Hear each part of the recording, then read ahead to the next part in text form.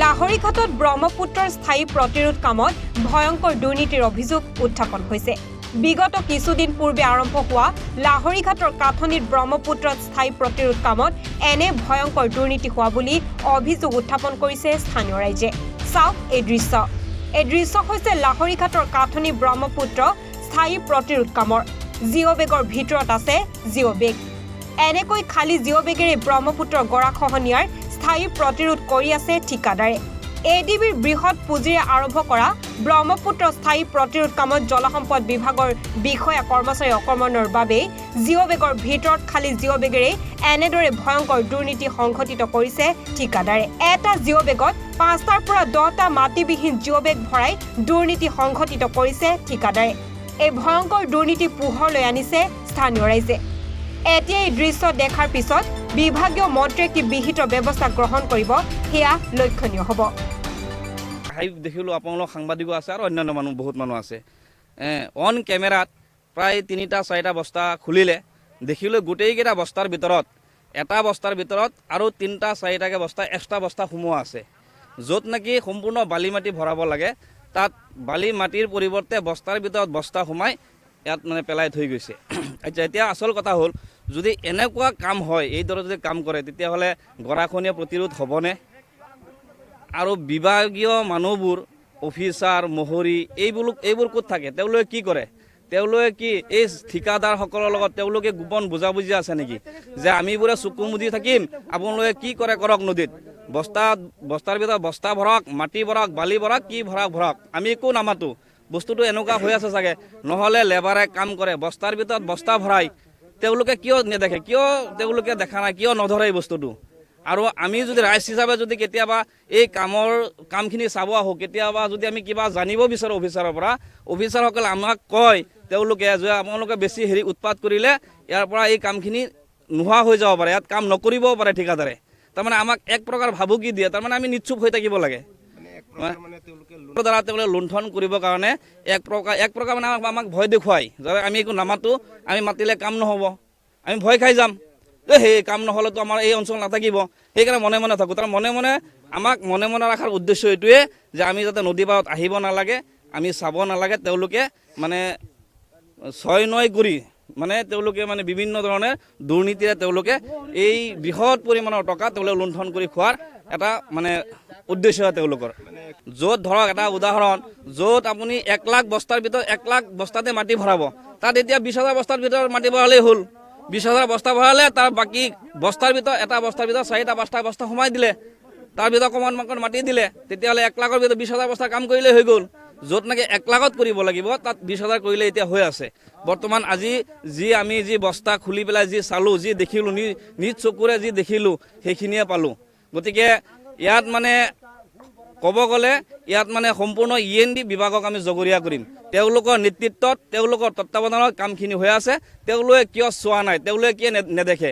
আৰু আমি অফিচাৰবোৰৰ নাম নাজানো, হয়তো মোক দেখিলে চিনি পাওঁ যে এইটো অমুক অফিচাৰ, এইটো অমুক অফিচাৰ। বহুত কেইজনক আমি চিনি পাওঁ। তেওঁলোকে কিয় ইয়াত নেদেখে? ইয়াত কিয় নাথাকে? তেওঁলোক কাক দায়িত্বত দিছে তেওঁলোকে যে এই কাম চাবৰ কাৰণে? আমি তেওঁলোকেহে জগৰীয়া কৰিম যিসকল চৰকাৰীভাৱে দায়িত্বপ্ৰাপ্ত ব্যক্তি আছে। পীযুষ হাজৰিকা ডাঙৰীয়াটো আছেই। অসমৰ মুখ্যমন্ত্ৰীৰ পৰা আদি কৰি পুৰা অসম চৰকাৰক অনুৰোধ জনাম যে এই বিয়াগম এটা বিভাগ আছে, জলসম্পদ বিভাগ, এই বিভাগটোৰ এই মৰিগাঁও জিলাৰ যিসকল কৰ্মচাৰী আছে অফিচাৰৰ পৰা আদি কৰি একদম নিম্ন পৰ্যায়ৰ মহৰীলৈকে তেওঁলোকক নাকি লগাওক, তেওঁলোকক ধৰক যে চাওক ইমান বৃহত্তৰ স্বাৰ্থৰ এটা কাম। আমাৰ এটা আশা আছিলে যে গৰাখহনীয়া স্থায়ী প্ৰতিৰোধৰ কাম হৈ আছে, ভাল, আমি নিশ্চিতভাৱে আমি ইয়াত থাকিব পাৰিম, আমাৰ ভৱিষ্যত প্ৰজন্মই ইয়াত থাকিব পাৰিব, যিহেতু গৰাই নোখোৱা হ'ব। কিন্তু আজিৰ যি পৰিৱেশ পৰিস্থিতি দেখিছোঁ, আশা কৰিব নোৱাৰি আমি ইয়াত থাকিব পাৰিম বুলি। একদম নিশ্চিতভাৱে গৰাই আমাক লৈ যাব এই মৰিগাঁও এই ৱাটাৰ ৰিচোৰ্চ জলসম্পদ বিভাগৰ এই হেমাহিৰ কাৰণে, এই গাফিলতিৰ কাৰণে। এতিয়াও আশাবাদী নহয়, যিহেতু আগতে ইমান গভৰ্ণমেণ্ট আহিল, কংগ্ৰেছৰ গভৰ্ণমেণ্ট আৰু বহুত গভৰ্ণমেণ্ট আহি গ'ল। আজিলৈকে চবেই কৈছে কাম কৰিম বুলি, কিন্তু কোনেও কৰা নাই।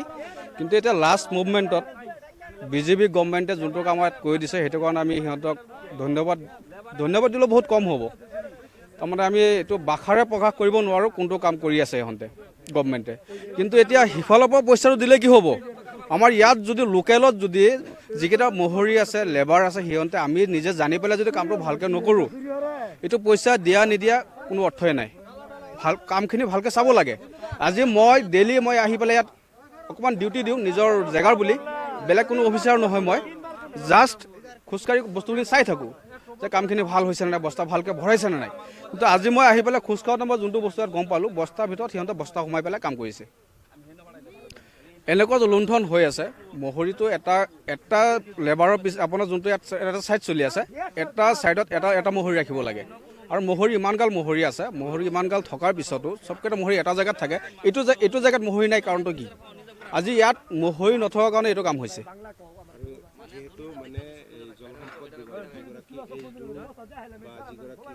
গোটেইখিনি মানে এটা মানে ইয়াতে ৰাইজৰ মুখে মুখে আমি শুনা পাওঁ তেওঁলোকে এটা মানে ইয়াত কৰাপশ্যনৰ যিটো জাল মানে ইতিমধ্যে তেওঁলোকে পেলাইছে আৰু আজি তাকে প্ৰমাণ কৰিছে মানে কি চাওক এতিয়া মই অফিচাৰ হ'লোঁ বুলিয়ে যে সেই ওপৰদিকে আপোনাৰ ঘূৰি ফুৰিম জোতা লগাই পেলাই ঘূৰি ফুৰিম সেইটো নহয় আমাৰো দায়িত্ব আছে তলত আহি পেলাই খোজকাঢ়ি পেলাই চাব লাগিব কেনেকুৱা কাম চলি আছে মই যদি মোক সোধোঁ তুমি কি কাম কৰি আছা সেইটো ৰিজাল্ট ভালেই দিব নিজে গৈ পৰ্যবেক্ষণ কৰিব লাগিব যে কামটো কি হৈ আছে এতিয়া তাৰ পৰা ফোন কৰি কাম কেনেকুৱা হৈ আছে হয় ছাৰ ঠিকেই হৈ আছে সেইটো নহয় মই নিজেহি চাব লাগিব কামটো কেনেকুৱা হৈ আছে আৰু সেইটো নকৰি পেলাই সেই ওপৰত আপোনাৰ গড়ৰ ওপৰত ৰখি পেলাই যদি কৈ থাকে যে কাম ঠিকেই আছে নহয় আপুনি তলত আহক তলত আহি পেলাই চাওক মহৰীক আপুনি দায়িত্ব দিছে আপুনি নিজে আহি পৰ্যবেক্ষণ কৰক না কামটো কি চলি আছে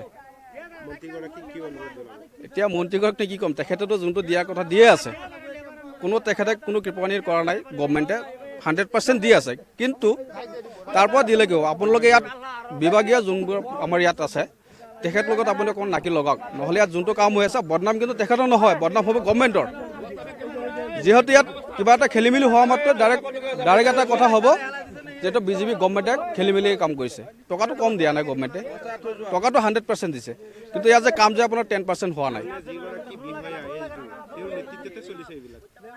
যদি মই বছ হৈ পেলাই যদি তাত যদি কোনো ইংগিত নিদিওঁ বেলেগ কোনো কাম কৰিব পাৰিম নেকি কিবা ইনলিগেল কাম কৰিব নোৱাৰে মই যেতিয়া ক'ম যে তুমি ইনলিগেল কৰা মই যদি 10% কওঁ সি 20% কৰিব ইনলিগেল কিন্তু তেনেকুৱা কৰা নাই সি আহিব তাৰপৰা ওপৰৰ পৰা চাই পেলাই গুচি যায় কিন্তু তলত আহি পেলাই নিজে পৰ্যবেক্ষণ নকৰে কামটো কেনেকুৱা হৈ আছে এটা বস্তা জুখিলে হ'ব নেকি ইয়াত যে জুখিব দিছে এটা বস্তা যে আপুনি জুখি চাওক 150 কেজি জুখিছে বাকীবোৰ বস্তা কোনে জুখিব সেইটো জবাব দিয়ক না ব্যুৰো ৰিপৰ্ট এনি ভাৰত 24